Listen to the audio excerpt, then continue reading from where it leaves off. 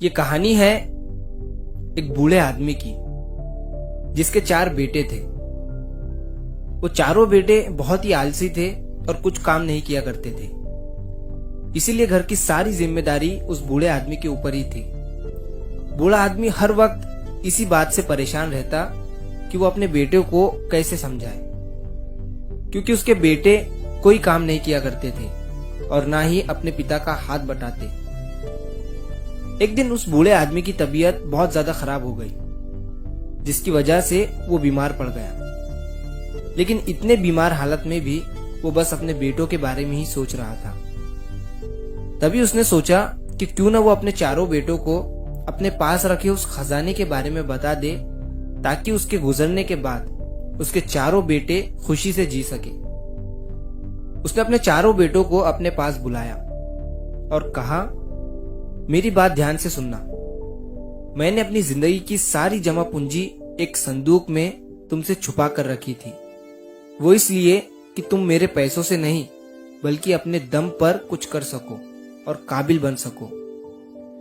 लेकिन अब मुझे लग रहा है कि वो वक्त आ गया है कि मैं तुम्हें उस संदूक के बारे में बताऊं। उस संदूक में कीमती जेवर और सोना चांदी भरे हुए हैं। मेरे गुजरने के बाद तुम चारों आपस में उसे बांट लेना। ये सुनते ही बेटे खुश हो गए और उन्होंने अपने पिता से पूछा कि बाबा, आपने वो संदूक कहाँ रखा है? बूढ़े आदमी ने कहा कि मैंने वो संदूक बहुत सालों पहले अपने बंजर जमीन वाले खेत में कहीं गाड़ दिया था, लेकिन अब मुझे याद नहीं आ रहा है कि मैंने उस संदूक को किस जगह पर गाड़ा था। ये सुनते ही चारों बेटे अगले दिन से ही उस संदूक को ढूंढने लगे। कुछ समय के बाद उस बूढ़े आदमी की भी मौत हो गई। अब करीबन 2 साल तक उन चारों ने उस खेत को पूरा खोद डाला, लेकिन उन्हें कहीं भी वो संदूक नहीं मिला। बस अब उस खेत में एक ही जगह बची थी जहां उन्हें ये लग रहा था कि संदूक इसी जगह पर होंगे, और उन्होंने वहां पर खोदना शुरू किया। लेकिन वहां भी उन्हें संदूक नहीं मिला, वहां से सिर्फ पानी ही निकला। अब 2 साल के बाद उन चारों भाइयों की हालत बहुत ही खराब हो गई थी, क्योंकि उनके पास खाने को कुछ भी नहीं था और उनकी हालत खराब होती जा रही थी। और साथ ही साथ वो अपने पिता को भी कोस रहे थे, क्योंकि उन्हें वहां कोई संदूक नहीं मिला था। अब एक भाई ने देखा कि संदूक के चक्कर में उन्होंने उस बंजर जमीन को उपजाऊ बना दिया था और उस जमीन से पानी भी निकल रहा था। तभी उसने अपने बाकी भाइयों को यह सुझाव दिया कि क्यों ना हम इस जमीन पर सब्जियां उगाएं, इससे हमारी हालत बेहतर हो जाएंगी और हम खुद के खाने का इंतजाम कर सकेंगे। ये सुनकर चारों भाइयों ने इस बात पर हामी भरी और धीरे धीरे करके उन्होंने उस जमीन पर सब्जियां उगाना शुरू किया और उन्हें बेचते गए।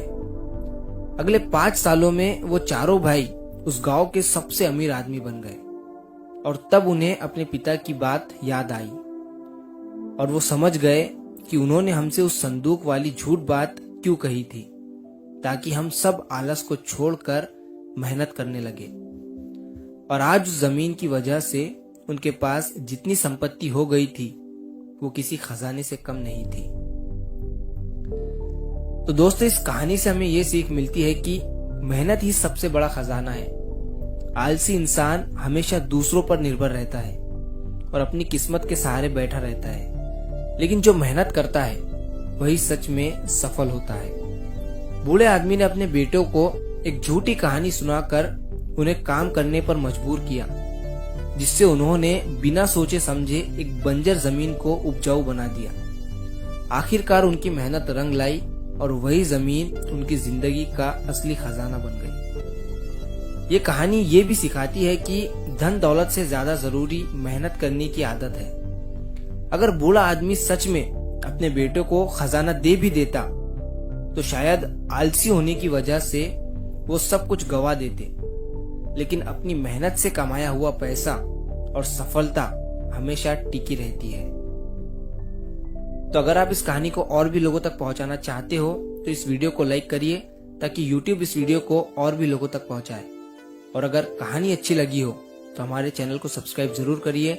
मिलता हूं मैं अगली बार इसी तरह की कहानी के साथ। तो सब्र करो, शुक्र करो और जिंदगी में आगे बढ़ो।